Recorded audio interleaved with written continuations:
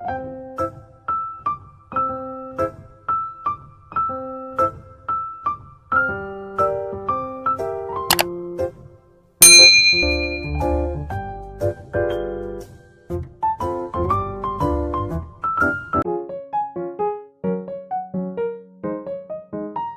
teman-teman, Assalamualaikum. Kembali lagi di channel aku. Terima kasih ya sudah klik video ini. Dan yang baru hadir di channel aku ucapin selamat datang dan salam kenal buat semuanya. Oh iya, gimana teman-teman kabarnya?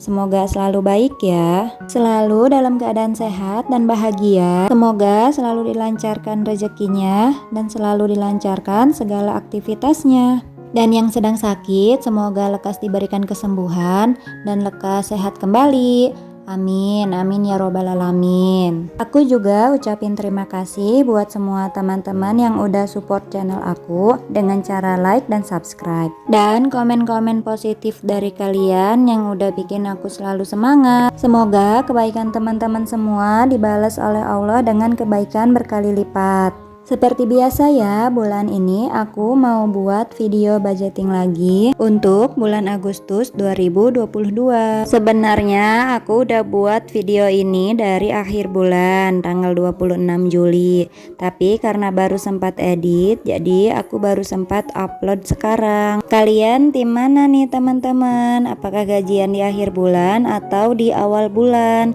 Kalau aku, suami gajiannya di akhir bulan, jadi aku juga otomatis gajian di akhir bulan. Mau gajian di akhir bulan, awal bulan, mingguan ataupun harian, yuk buat budgetingnya dari sekarang supaya keuangan kita jadi lebih sehat dan pengeluarannya jadi lebih terkontrol. Sebelumnya di sini aku mau disclaimer dulu. Aku nggak ada maksud ria, pamer, ataupun sombong. Aku cuma mau berbagi pengalaman aku yang udah nerapin budgeting ini selama setahun lebih. Walaupun kadang-kadang masih ada yang over budget, tapi overnya nggak yang terlalu gitu ya teman-teman. Mohon maaf ya teman-teman kalau ada suara selain suara aku, karena aku ini voice overnya sambil nemenin anak main. Untuk bulan ini, pengeluaran aku cenderung berbeda dengan bulan sebelumnya, karena di bulan ini keuangan aku dengan keuangan anak disatuin ya. Berbeda dengan bulan-bulan sebelumnya, keuangan anak itu pengeluarannya dipisah dan tabungannya juga dipisah. Tapi untuk bulan ini aku data semua disatuin, karena kalau bulan-bulan sebelumnya itu keuangan Arsil itu khusus untuk tabungan pendidikannya nanti dan khusus untuk body care-nya aja, seperti parfum, body lotionnya atau hair lotionnya, sabun yang kayak gitu-gitu ya. Sedangkan jajan itu ditanggung dari keuangan aku. Tapi semakin gede Arsil itu semakin tahu jajan, jadi aku juga kewalahan yang akhirnya uang jatah yang setiap bulannya buat Arsil itu aku sisihin sedikit buat jajannya sendiri. Jadi untuk bulan ini pendapatannya ada yang beda ya, karena pendapatan aku, maksudnya keuangan aku digabung dengan keuangan anak. Jadi pendapatannya di sini aku tulis 3.500.000 rupiah. Lalu aku juga ada saving, diantaranya tabungan aku sendiri. Ini aku isi 300.000 rupiah untuk tabungan aku. Terus untuk tabungan pendidikan Arsil ini 600.000 rupiah. Aku juga ada dana darurat. Dana darurat ini lebih ke uang jaga-jaga sih ya teman-teman. Jadi kalau aku kekurangan di bulan ini, aku bisa pakai dana darurat itu dan aku budgetin 100.000. Terus aku juga ada dana lebaran itu yang aku bikin sinking fund untuk lebaran. Aku budgetin 100.000 dan kurban 250.000. Lanjut ada giving, di sini ada sedekah, aku budgetin 100.000. Oh iya, untuk giving ke orang tua itu aku dan suami udah siapinnya di rekening ya. Jadi kalau aku dan suami mau nengok orang tua ataupun mertua baru kita ambil uangnya. Di sini ada juga kategori living, diantaranya itu arisan. Yang pertama, aku arisan setiap bulannya dibajetin 160.000. Dan iuran air aku budgetin 100.000. Lalu ada iuran RT dan sampah juga, setiap bulannya aku budgetin 40.000. Lalu ada LPG dan galon, aku budgetin 150.000. Sebenarnya untuk living sendiri ini enggak banyak yang berubah ya, kecuali belanja bulanan, karena belanja bulanan ini enggak semuanya habisnya barengan gitu ya. Jadi bulan ini aku budgetin 450.000. Dan untuk belanja mingguan masih sama, budgetnya 600.000. Lalu ada body care aku sendiri itu 100.000. Body care itu diantaranya seperti pembalut, kapas muka, lotion yang kayak gitu ya. Kalau skincare muka aku rutin itu, aku ada lagi budgetnya dari suami khusus ya. Terus ada uang jajan, ini aku jadi 300.000 karena tadi itu aku gabung uang aku dengan uang jajan anak. Terus untuk kebutuhan arsil aku pisahin budgetnya itu 150.000. Jika sewaktu-waktu itu ada sisa, jadi aku masukinnya ke tabungan pendidikan arsil. Enggak dimasukin ke keuangan aku ya teman-teman.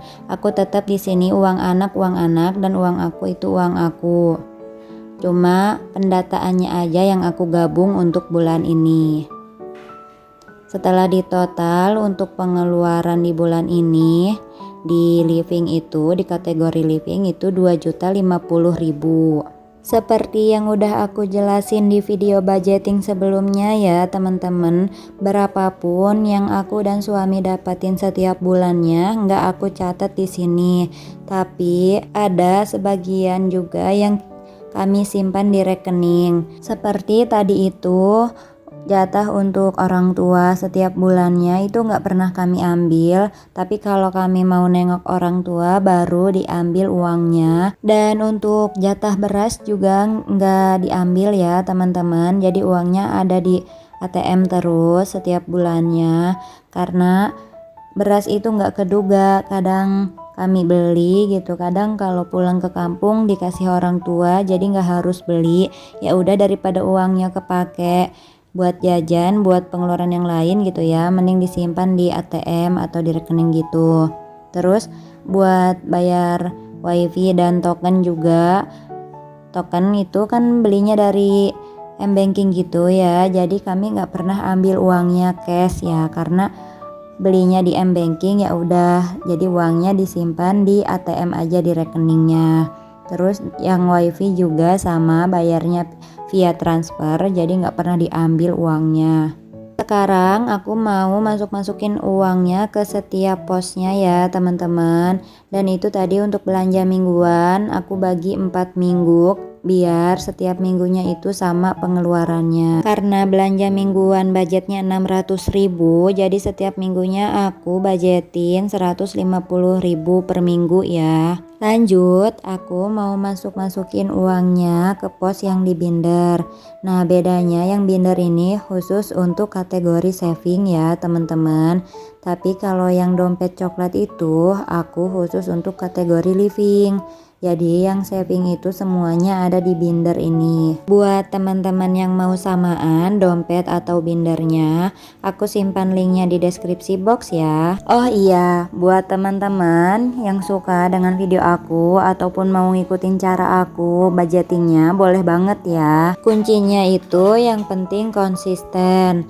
Jadi setiap pos itu harus konsisten sesuai dengan budgetnya ya teman-teman. Jadi dengan budgeting seperti ini tuh kita nggak akan ngerasa kaya di awal bulan dan ngerasa miskin di akhir bulan ya. Karena budgeting itu semuanya sudah diatur sesuai dengan posnya. Kembali ke video ini, untuk tabungan pendidikan arsil sebenarnya udah dimulai dari setahun yang lalu semenjak arsil itu lepas diapers dan susu formula. Jadi uang jatah tiap bulan beli diapers sama susu itu aku tabungin ke pendidikannya ini. Dan kalau udah lumayan cukup banyak gitu, aku biasanya beliin ke emas karena aku belum sempet bikin tabungan rekening gitu buat pendidikan anak ya. Jadi aku siasatinya untuk beli emas dulu di tabungnya, karena Arsil juga sekolahnya masih rada lama. Nggak lupa juga ya, di setiap budgeting aku selalu selipin kata-kata sekecil apapun uangnya akan cukup bila digunakan untuk hidup. Sebanyak apapun uangnya tidak akan pernah cukup jika untuk memenuhi gaya hidup. Jadi hemat bukan berarti pelit ya teman-teman, tetapi memenuhi kebutuhan dan meminimalisir keinginan. Karena definisi yang sebenarnya dari gaya hidup itu hanyalah keinginan, bukan kebutuhan. Terima kasih ya untuk teman-teman yang udah setia nonton sampai akhir. Semoga video ini bisa menginspirasi dan memotivasi teman-teman semua. Jangan lupa untuk selalu bersyukur. Sampai jumpa di video selanjutnya. Wassalamualaikum.